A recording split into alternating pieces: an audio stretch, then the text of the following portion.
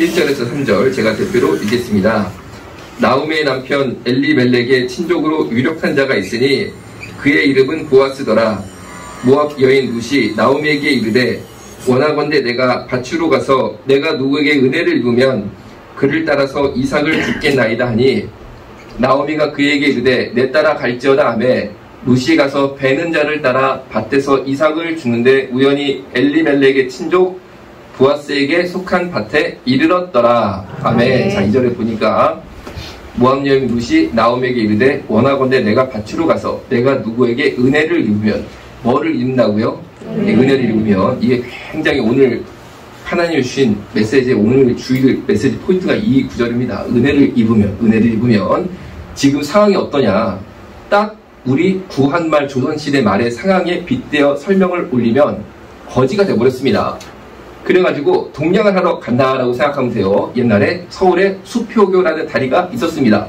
그 수표교 다리 밑에는 거지들이 왕창 때로 몰려 살았다고 합니다. 왜냐면은 일단 위에 다리가 있어야지 비를 피할 수 있잖아요. 다리 밑에 딱 들어가야지만 비를 안 맞고 자니까 자연스럽게 수표교라는 서울의 아주 대표적인 다리 밑에 거지들이 그냥 막 자연스럽게 몰린 겁니다. 그래가지고 수표교를 지날 때 밑을 쫙 보면은 구한말에 일제시대 때 거지란 거지는 거기 다 모여가지고 옷이 형편이 없었겠죠? 먹는 것도 동양에서 먹었겠지만 그때 구한말의 조선이 얼마나 어려운데 번듯하게 먹을 수 있었겠습니까? 정말 눈으로 보면요 뭐라고 그럴까요? 그냥 살아있는 지옥을 받겠죠? 그 거지들 중에요 4살짜리도 있었다는 거예요. 3살, 4살짜리도. 왜?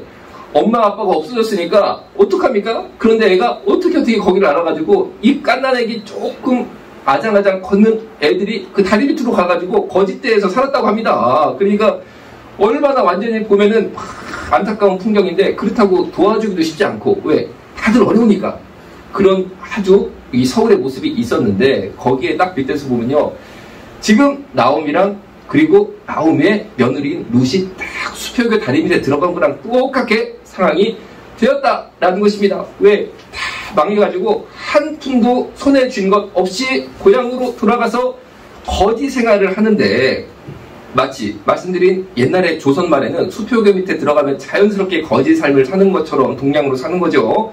이 당시 이스라엘은 거지들이 어떻게 살았냐면은 남이 농사를 짓고 추수를 하면은 추수를 착착착 해가지고 곡식을 단으로 묶을 때 조금씩 떨어진다고 합니다. 이삭이.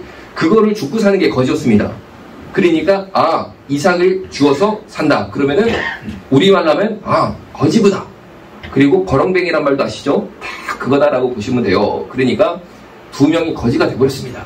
시어머니 나오미가 거지, 룻 며느리도 거지. 그러니까 이 두 여인이 거지 신세가 된 거죠. 그러니까 얼마나 마음이 어렵고 그리고 어려운 것에서 나가면은 원망이 됐을 수도 있겠죠? 원망? 왜? 거지가 됐으니까. 내가 처음부터 거지였습니까? 아니었습니다.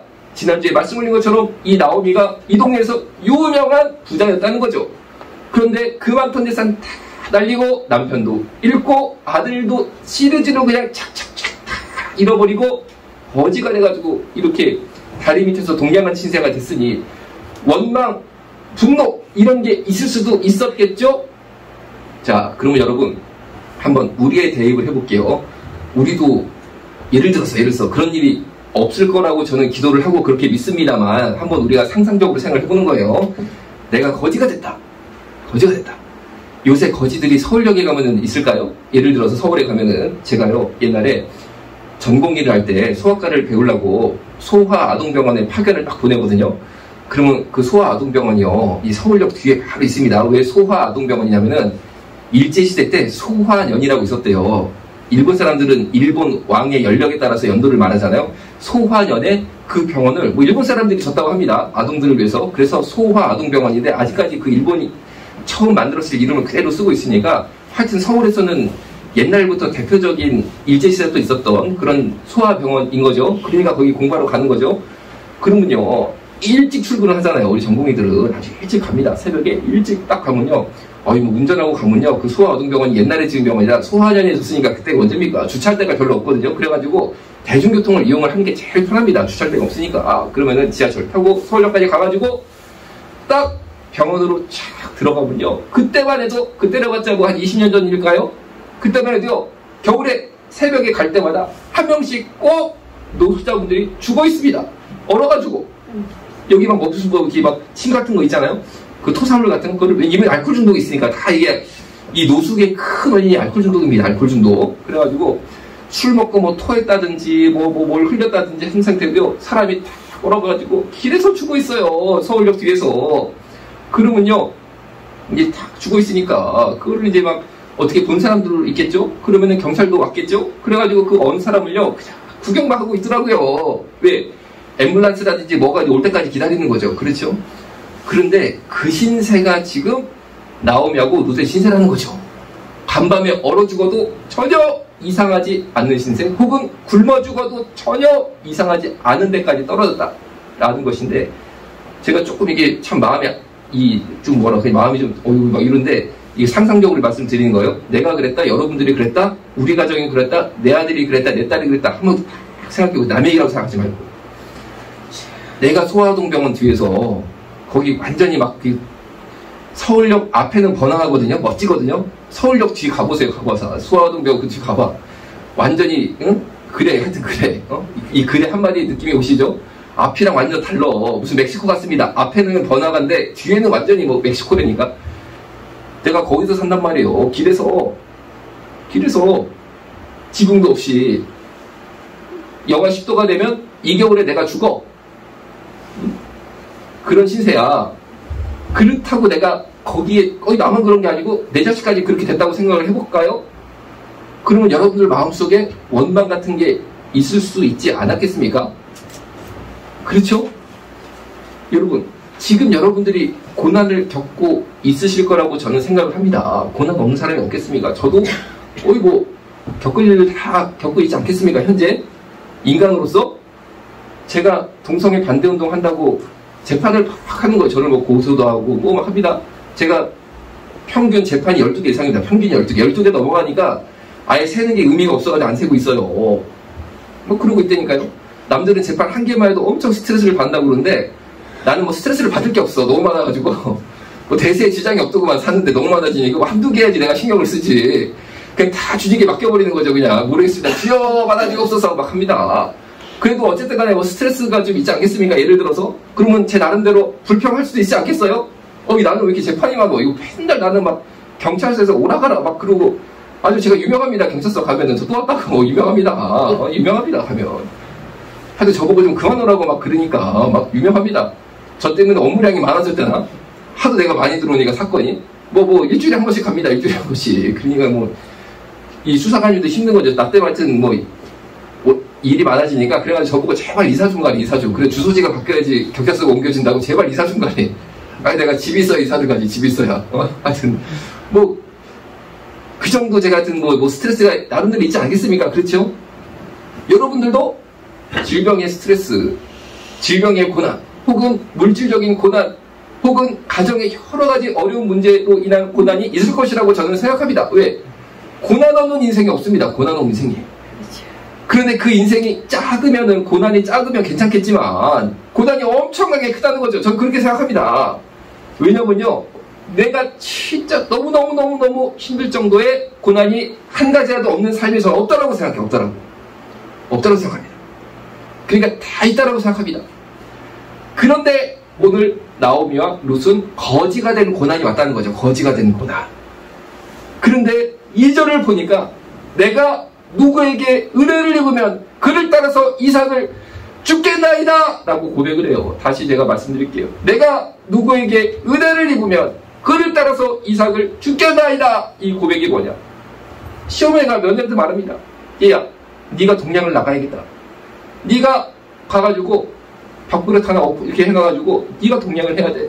그래야지 우리가 먹고 살겠어. 왜? 아니 시어머니는 동량할 힘도 없는데 며느리가 그래도 동량을 해야겠는데 그래도 며느리가 걸을 수 있으니까 그때 이 동전 들어갈 밥그릇을 며느리가 받으면서 이렇게 말했다는 거예요. 내가 누구에게 은혜를 입으면 그를 따라서 이삭을 죽겠나이다. 이삭을 준다는 게 동량한다는 뜻이라고 그랬잖아요.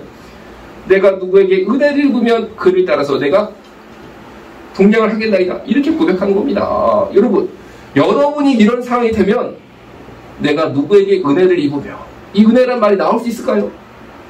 그냥 불평하지 않겠어요? 아이고 내가 남편 잘못 만나가지고 내가 시집을 잘못 가가지고 이거 뭐야 나한테 이거 주고 여기다가 동력하라고? 아이고 창피해. 아이고 내 팔자. 말은 그렇게 못하더라도 예를 들어서 속으로 그런 생각 안 들겠습니까? 나만 그런 생각 들까? 나는 좀 그럴 것 같은데. 그러겠죠. 그렇죠. 그러겠죠. 그러면 여러분 얼마나 창피해. 동냥하는 게 아무나 하는 겁니까? 그렇죠. 그리고 내가 왜 시집을 이렇게 하나 그런 생각 안 들겠습니까? 그렇죠. 여러분 중에 아멘 한번 해보세요. 내 시집 잘못 온 것 같다. 아멘 한번 해보세요. 아멘 대신 웃으시네. 거의 다 웃으셔서. 그러면 남자도 한번 내가 장가 잘못 간 것 같다. 아멘 한번 해보세요. 남자도 없고 여자도 없고 여러분 다 이 마음속에 그런 게 있다니까 다 있어. 그리고 그게 또 맞아. 어떻게 보면 맞아. 다 보면 맞다니까. 경우가 틀린 게 아니라니까. 오늘 본문도 원망을 해도 틀린 경우는 아니라니까. 그런데요. 아이고 이 루시요. 방금 예수 믿은 사람입니다. 모압 지방에 이방신을 섬기다가 방금 예수 믿어가지고 이 땅에 예수 믿는 나라에 온 사람인데 뭐라고 고백하면요. 내가 누구에게 은혜를 입으면 이렇게 말합니다. 은혜를 얘기합니다. 은혜를. 내 지금 상황과 형편이 어렵지만 거기서 은혜를 구한다는 거예요. 은혜를. 은혜를 찾는다는 거예요. 은혜를. 원망을 말하는 게 아니고 입술에서 은혜가 나오네. 은혜가. 이게 무슨 말입니까? 내가 만약에 누구한테 이삭을 얻게 되면 내가 누구한테 동전 몇 푼이라도 얻게 되면은 예수님 은혜입니다. 이 고백이 나오는 거예요.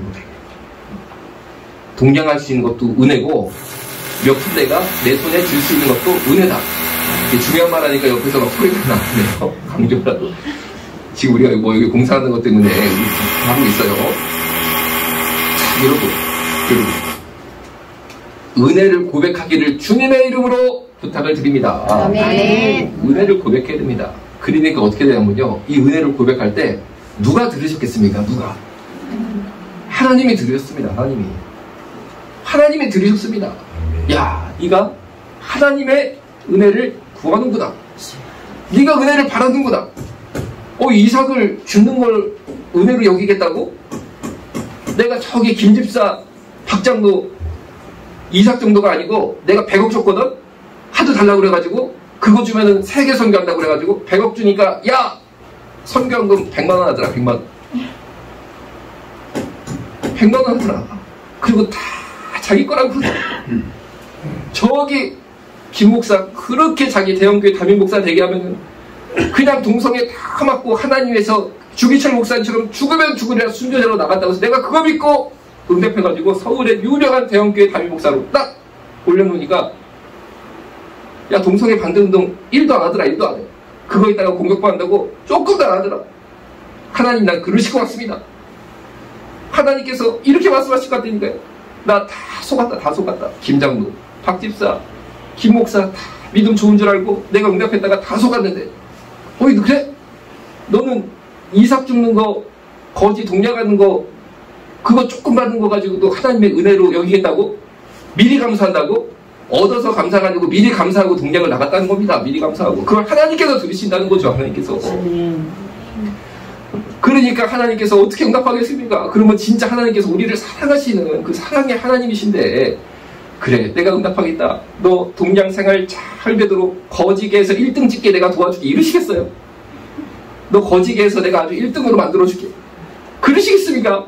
하나님이 우리 아버지신데 예수님 자신의 독생자를 십자가에 매달려 달기까지 우리를 사랑하신 분이 그 정도로 하시겠어요? 어떡하냐군요. 자연스럽게 3절을 보니까 롯이 가서 베는 자를 따라 밭에서 이삭을 주는데 우연히 엘리멜렉의 친족 보아스에게 속한 밭에 이르렀더라. 동냥을 하다가 가다 보니까 어떤 밭에 이르렀습니다. 그런데 일부러 간 게 아니고 어떻게 그냥 하다 보니까 그 밭에 가게 되는데 거기가 바로 보아스라는 사람이 가지고 있는 밭에 이르겠다 이런 거죠. 가게 됐다 그건 거죠. 그런데 이 보아스가 결국에 여러분 다 아시는 것처럼 나오미와 룻을 살립니다. 일생일대 응답이 보아스였다는 거죠. 일생일대 응답이 보아스였다는 거죠. 그런데 예를 들어서 룻이 주여 보아스를 주옵소서, 이 마을에서 제일 부자인 호라비를 나에게 주옵소서, 이렇게 기도해서 응답받는 게 아니라는 겁니다. 그렇게 기도하시는 분 계시면 한번 아멘 한번 해보세요.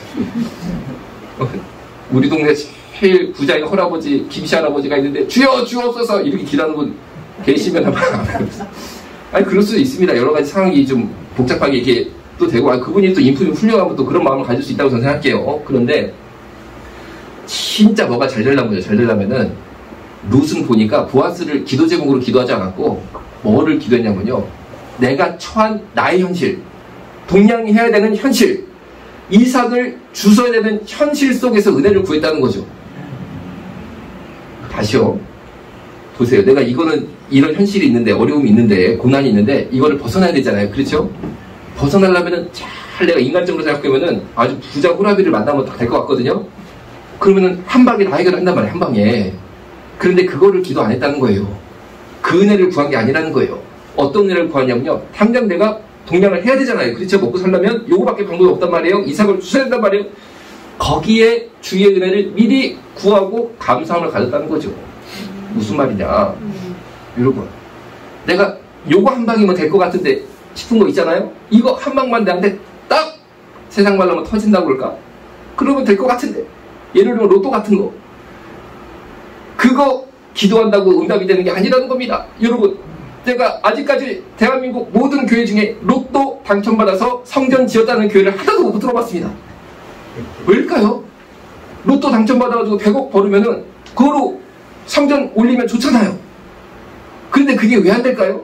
하나님의 뜻이 아니기 때문에 그렇습니다. 하나님의 뜻이 아닙니다.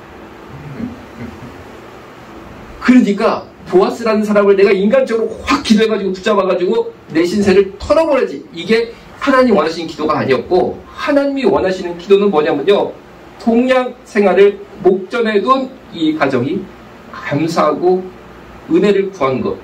내가 비록 창피한 길로 가지만 주여 은혜를 주옵소서, 오늘 하루 일용할 양식을 주옵소서, 내가 맡은 이 일에 성령님 역사해 주옵소서. 남들은 나보고 거지라 그러고 이삭 주는 자라고 하시겠지만 이게 내 일입니다. 예수님, 나 여기서 은혜를 구합니다. 여기서부터 시작하겠습니다. 이런 사람에게 보아스를 주는 줄로 믿으시기 바랍니다. 이런 사람한테 예수님께서 인생 역전 한 방을 주시더라는 거죠. 아멘. 근데 제가 너무 안타까운 거는요, 다 그런 건 아니지만 어떤 주회종들은 하여튼 저부터 조심할게, 저부터 진짜 한 방을 가르칩니다. 한 방을 가르친다니까. 한 방을 가르치다니까. 그런데 오늘 본문을 보세요. 물론 하나님이시는 내 인생을 확 바꾸는 그 한 방이 있는 것이 성경의 한 부분이지만 누구한테 그걸 주시냐. 내가 비록 창피하고 남들이 다 비웃는 자리에 있다 하더라도 내가 오늘 해야 되는 그 일, 남들이 다 비웃시지만 나는 해야 될 그 일, 그곳에 미리 은혜를 구하고 감사하고 성실하게 하는 사람. 3절 보세요. 베는 자를 따라서 밭에서 이삭을 주는데 우연히 엘리멜렉의 친족 보아스에게 속한 밭에 이르렀더라. 하여튼간에 그 일을 하다 보니까 하나님이 연결해 주시는 결정적인 축복의 지점까지 갔다라는 겁니다. 여러분, 우리의 삶의 모습이 어떻고 저의 삶의 모습이 어떤지 제가 한번 돌이켜보기를 원합니다. 우리가 허황된 것, 그리고 저격적인 것, 그런 응답을 구하는 것이 아니고 정말 나의 매일매일의 삶 속에서 무릎 꿇고 은혜를 구하는 그 작은 은혜, 그 부스러기 같은 은혜를 구하는 저와 여러분 모두 되시기를 주님의 이름으로 축원합니다.